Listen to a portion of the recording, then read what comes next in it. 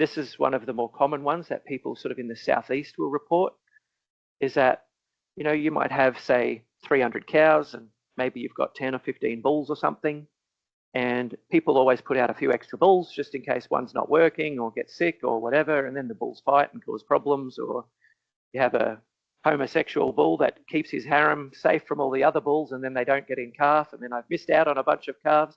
So we have these issues with essentially excess number of bulls than what we need. And we do that because we're not quite sure how they're going to perform. Well, if I'm monitoring those bulls and monitoring their performance on a daily basis, I can essentially have the minimum number of bulls that I need, no more, and I can keep some on the bench as subs.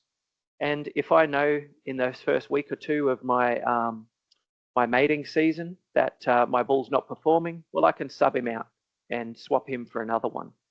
And I can make money on that because not only have I saved bulls, saved money buying bulls, but I've also made sure I've got the highest conception rates that I can because I'm only keeping the top performing bulls that are out there.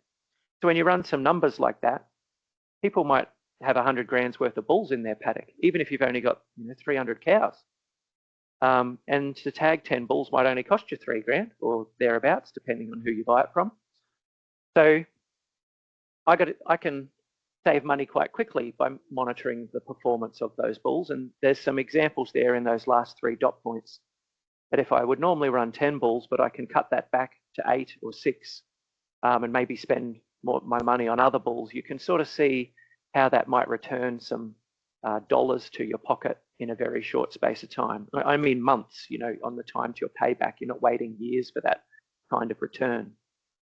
So if you're already thinking ahead, you might say to yourself, well, all right, well, if I'm monitoring my cattle, I can use those tags for a pasture quality quantity index, and I can use it for bulls.